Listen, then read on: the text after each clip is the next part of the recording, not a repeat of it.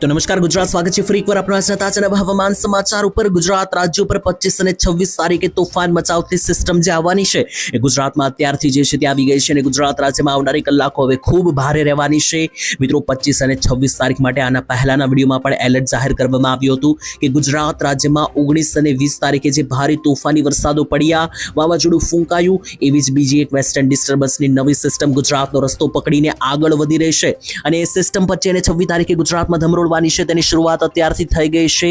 કચ્છમાં જે છે તે મિત્રો 23 તારીખે સાંજે સમાચાર આવી રહ્યા છે કે ભારે માવઠાઓની શરૂઆત જે છે તે થઈ ગઈ છે અને અત્યારે હાલ ગુજરાત રાજ્યના હવામાનમાં આવનારી કલાકો ખૂબ ભારે જોવા મળવાની છે। ત્યારે ભર ઉનાળે ખતરનાક વરસાદને લઈને હાઈ એલર્ટ પણ આપવામાં આવી શકે।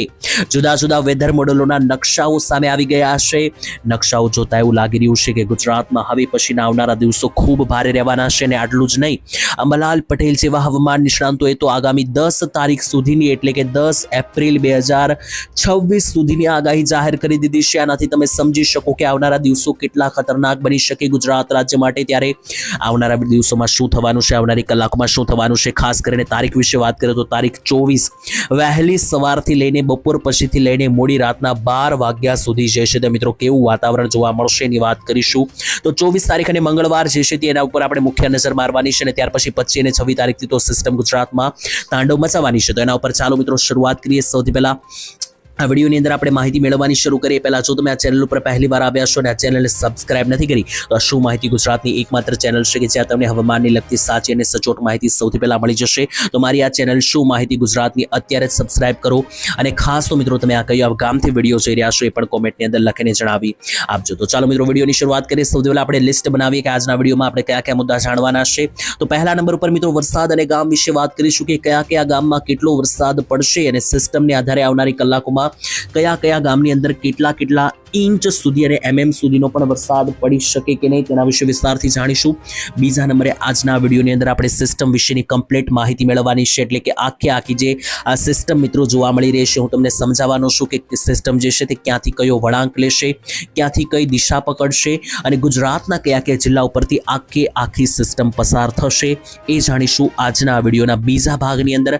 અને ત્યાર પછી ત્રીજા ભાગ વિશે મિત્રો જાણવાનું છે। તો અંબાલાલ પટેલે આવનારા 15 દિવસ માટે ખતરનાક આગાહી જાહેર કરી દીધી છે। આવનારી 10 તારીખ સુધીની જે આગાહી જાહેર કરી દીધી છે એના ઉપર આપણે નજર મારીશું કે જેનાથી ખેડૂતોને ખ્યાલ આવે કે આવનારા દિવસોમાં કઈ રીતના ખેતીનું આયોજન કરવાનું છે જેથી વરસાદ અને જે માવઠાની સંભાવનાઓ છે, વાવાઝોડાની સંભાવના છે તેનાથી ખેડૂતો બચી શકે। તો ચાલો મિત્રો હવે આપણે ટાઈમ બગાડ્યા વગર વિડીયોની શરૂઆત કરીને સૌથી પહેલા તો જે નકશા જાહેર કરવામાં આવ્યા છે તે જોઈએ અને ત્યાર પછી હું આખી સિસ્ટમ તમને સમજાવું। તો મિત્રો સૌથી પહેલા તો જે છે તે ખાસ કરીને આજે એક નકશો જાહેર કરવામાં આવ્યો છે કોલા વેસ્ટ બાય ગુજરાત weather.com નો મિત્રો આ મેપ છે। ડેઇલી પ્રિસ્ક્રિપ્શન ફોરકાસ્ટ એટલે કે રોજનું મિત્રો જે ફોરકાસ્ટ હોય છે તેને આધારે જે નકશો બહાર પાડવામાં આવ્યો છે।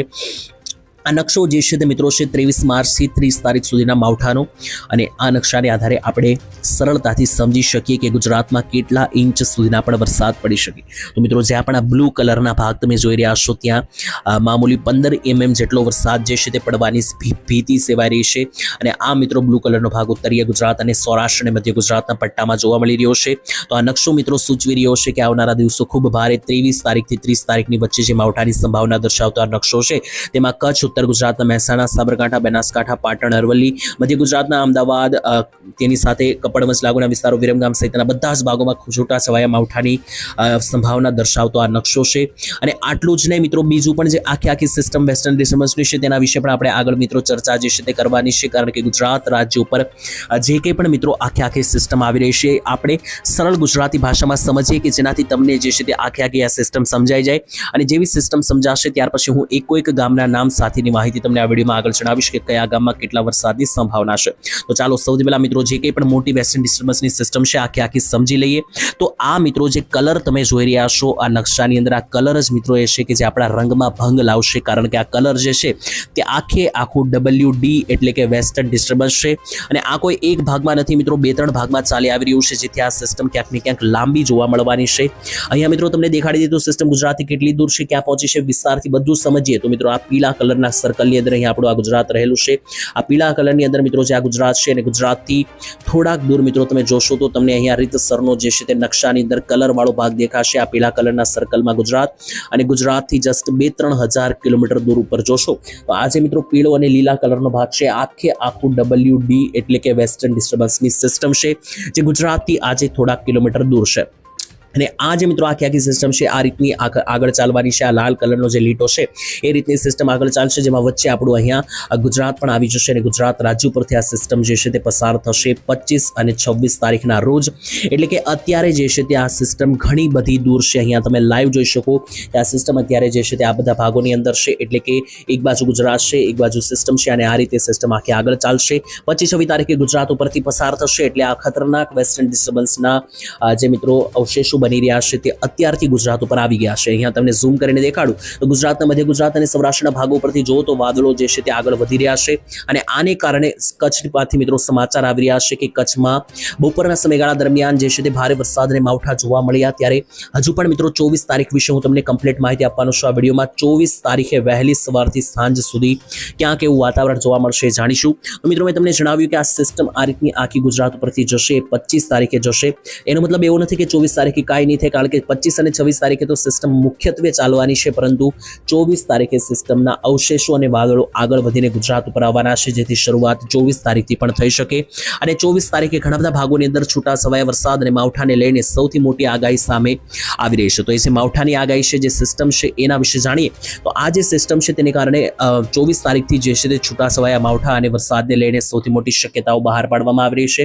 તો એ કયા કયા ભાગો છે કે જે માવઠાની પૂરેપૂરી અસર જોવા મળશે એક ગામ અને જિલ્લાની હવે આપણે વાત કરીએ તો આવનારી કલાકોમાં જે કંઈ પણ ભાગોની અંદર વરસાદ અને માવઠાનું એલર્ટ છે તેમાં સૌથી વધારે ખતરો તો ઉત્તર ગુજરાતના પંથકોમાં જ રહેવાનો છે કારણ કે 24 તારીખના મેપની અંદર તમે અહીંયા લાઈવ જોઈ શકશો કે જે જુદા જુદા વેધર મોડલ અને ડાટાઓ સામે આવી રહ્યા છે તે મુજબ ગુજરાતમાં 24 તારીખે સાંજ સુધી જે છે તે સાંજના 12-1 વાગ્યા સુધી ભારે વાદળો પસાર થવાના છે અને આ વાદળોને કારણે જ ગુજરાતમાં ક્યાંક ને ક્યાંક માવઠાની પૂરેપૂરી સંભાવના છે। GFS વેધર મોડલ અનુસાર આખા ગુજરાતમાં વાદળો છે સૌથી વધારે ગાઢ વાદળો સૌરાષ્ટ્ર ઉપર છે જેથી સૌથી પહેલા સૌરાષ્ટ્રની વાત કરીએ તો કયા કયા ભાગમાં વરસાદના વાદળો છે અને કયા કયા ભાગમાં શક્યતા બની શકે માવઠાની તીવ્ર વાત કરીએ તો સૌથી પહેલા અમરેલી જિલ્લાની વાત કરીએ તો અમરેલી જિલ્લા અને ત્યાર પછી આખા ગુજરાતની એક પછી એક વાત કરીએ। અમરેલી જિલ્લાની અંદર મિત્રો અહીંયા તમે લાઈવ જોઈ શકો કે લાઠીના વિસ્તાર થી લઈને બગસરા ધારી સાબરકુંડલા રાજુલા લીલિયા આ બધા પંથકોની અંદર અને સાબરકુંડલા લાગુના ભાગોની અંદર 68 થી 70% રેન્જના વાદળો જેથી આ ભાગોમાં માવઠાની શક્યતા બની શકે। વાત કરીએ આ બાજુ જમણી બાજુ ભાવનગર જિલ્લાની તો ભાવનગર જિલ્લાની અંદર પણ તમે લાઈવ જોઈ શકો કે ગારિયાધારથી લઈને પાલીતાણા વલભીપુર નીચે આવે તો મહવા અલંગના વિસ્તારોથી લઈને આસપાસના બગદાણા સહિતના ભાગોની અંદર ખૂંખાર માવઠાઓ જે છે તે ભૂકા બોલાવી શકે। અને ત્યાંથી મિત્રો ઉપર જોઈએ તો બોટાદ અને જે રાજકોટનો જે પટ્ટો છે ખાસ કરીને રાજકોટની અંદર મિત્રો તમે લાઈવ જોઈ શકો તો ખાસ કરીને રાજકોટ આસપાસ જે મિત્રો પીપળિયાના વિસ્તારોથી લઈને જસદણના વિસ્તારો છે સરદાર વિછિયા અને જે બોટાદ અને ધળાજા લાગુના જે આસપાસના તમામ પંથકો છે આ બધા ભાગોમાં હાઈ લેવલના વાદળો જે છે તે આગળ વધી રહ્યા છે। 25-26 તારીખની સિસ્ટમનો ભાગ બની રહ્યા છે જેથી આવનારી કલાકો આ ભાગોમાં પણ ભારે બની શકે માવઠાની શક્યતા બની શકે। ઉપર મિત્રો જોઈ લો તો મોરબી સુરેન્દ્રનગર હાલવડ અને જામનગર આ ચારે ચાર જે દરિયાકાંઠે આવેલા મિત્રો પંથકો છે જેમાં ખાસ તો ચોટીલા લાગુના વિસ્તારથી લઈને હાલવડ મોરબી લાલપુરના વિસ્તારોથી લઈને ધાંગધ્રાના વિસ્તારો જામનગરમાં લાલપુર કાલાવાડ આ બધા ભાગોની અંદર જે છે તે માવઠાની સંભાવના પૂરેપૂરી કારણ કે વાદળો જુઓ તો 95% રેન્જના બની રહ્યા છે।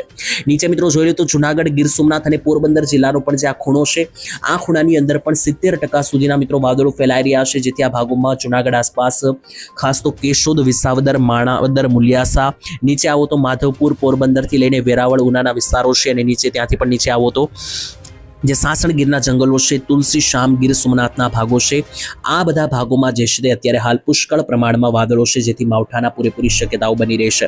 મધ્ય ગુજરાત ઉપર પણ વાત કરીએ તો મધ્ય ગુજરાતની અંદર પણ તમે લાઈવ જોઈ શકો તો અમદાવાદના વિસ્તારોથી લઈને જે ઉપર મિત્રો વિરમગામ સહિતનો જે પટ્ટો છે ત્યાંથી આ બાજુ આવે તો ગોધરા દાહોદ લુણાવાડાના વિસ્તારોથી લઈને ઉપર જોવો તો બાલાસિનોર પંચમહાલ મહીસાગર નીચે જોવો તો વડોદરા છોટાઉદેપુર અને આણંદ લાગુનો જે પટ્ટો છે તારાપુર સહિતના જે ભાગો છે આ ભાગોની અંદર માવઠા માવઠાની જે છે તે પૂરેપૂરી શક્યતા, કારણ કે આ ભાગોમાં પણ 70% થી 90% રેન્જના વાદળો બની રહ્યા છે.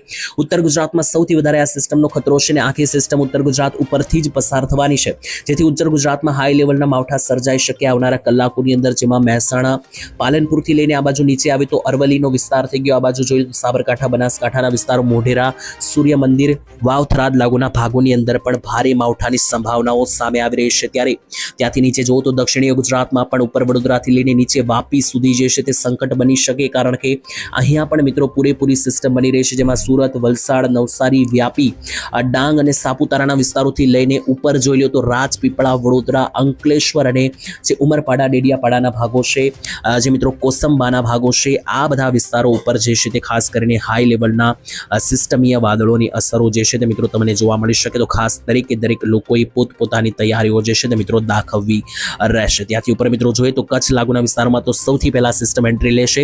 તો જો તમે વિડીયો કચ્છથી જોઈ રહ્યા હો તો પૂરેપૂરી તૈયારીમાં રહેજો. ગઈકાલનો મિત્રો કચ્છમાં માવઠું શરૂ છે અને આવનારી કલાકો પણ કચ્છ માટે સૌથી ભારે રહેવાના એંધાણ જે છે તે મિત્રો સામે આવી રહ્યા છે. તો આ તો મિત્રો માહિતી થઈ ગઈ એક ગામના નામને આધારે. ત્યાર પછી હવે જે છે તે આપણે માહિતી જોઈએ કે ગુજરાતમાં જે છે તે વરસાદની માહિતી મેં તમને જણાવી. તો મિત્રો સૌથી પહેલા તમને આખો ઓવરવ્યૂ આપી દઉં કે જેનાથી આ સિસ્ટમ તમને એકદમ સરળતાથી સમજાય. તો મિત્રો ઓવરવ્યૂ એ રહેશે કે 24 તારીખે જે છે તે આ સિસ્ટમ ગુજરાતથી ઘણી દૂર રહેવાની છે, જેથી તેના વાદળો પહોંચશે. વાદળોને આધારે 24 તારીખે છૂટાછવાયા માવઠા જોવા મળી શકે અને કોઈ વધારે ભારે માવઠાની સંભાવના નથી, પરંતુ 25 તારીખ પછી અને 28 તારીખ સુધી, એટલે કે 25, 26, 27, 28નો જે આ પેસેજ રહેવાનો છે, આ સમયગાળા દરમિયાન ગુજરાતમાં તીવ્ર લેવલના માવઠા થવાના એંધાણ છે સિસ્ટમને આધારે. જો કોઈ સિસ્ટમનો ટર્ન આવશે અથવા યુ ટર્ન મારશે અથવા દિશા બદલશે તો એ તો આપણે આવનારા વિડીયોમાં ચોક્કસ ચર્ચા કરીશું, પરંતુ ત્યારે હાલ જે સ્થિતિ છે એ મુજબ ગુજરાત ઉપરથી જ સિસ્ટમ પસાર થતી જોવા મળી રહી છે. વેસ્ટર્ન ડિસ્ટર્બન્સનો ખતરો છે, તો તૈયારીમાં રહેવું. બાકી મિત્રો મલાલ પટેલે 10 એપ્રિલ સુધીની આગાહી કરી દીધી છે. આ સિસ્ટમ પૂરી થાય ત્યાર પછી એપ્રિલ મહિનાની શરૂઆતમાં પ્રી મોન્સૂન એક્ટિવિટીના ભાગરૂપે પહેલા અઠવાડિયામાં, એટલે કે 5 થી 10 તારીખની આસપાસ જે છે તે ફરી પાછા માવઠાની સંભાવના છે. તો આ માવઠા ખેડૂતોનો પીછો છોડે તેવું લાગી રહ્યું નથી હાલ માટે. તો એના વિશે આપણે વિસ્તારથી ચર્ચા જે છે તે આપણે આવનારા વિડીયોમાં પણ કરીશું. અને અત્યારે ઉનાળો ચાલી રહ્યો છે, આપણે ના ભૂલવું જોઈએ. ઉનાળાના ભાગરૂપે અત્યારે ગરમી જે છે તે પડી રહી નથી, પરંતુ એપ્રિલ મહિનો એટલે કે આવનારો જે હવે આ વૈશાખ મહિનો રહેવાનો છે, ચૈત્ર વૈશાખ, આમાં ભારે ગરમી પણ રહેવાની છે અને માવઠાના પણ રાઉન્ડો રહેવાના છે. તો આના માટે વિસ્તારથી માહિતી જાણવી તમારા માટે ખૂબ જરૂરી, અને આ ચેનલ ઉપર તમને રોજે રોજ માહિતી મળતી રહેશે. તો ચેનલ સાથે સબસ્ક્રાઇબ કરીને જોડાઈ જજો. આજ માટે આટલું જ રાખીએ છીએ. વિડીયો તમે કયા ગામથી જોયો છે અને તમારા ગામની અંદર હાલે ત્યારે કેવું વાતાવરણ છે એ પણ કોમેન્ટમાં લખી દેજો. બાકી મિત્રો જે છે તે આપણે વધારાની ચર્ચા કરીશું આવતીકાલના વિડીયોમાં. ત્યાં સુધી રજા આપશો. ધન્યવાદ. જય માતાજી, જય દ્વારકાધીશ.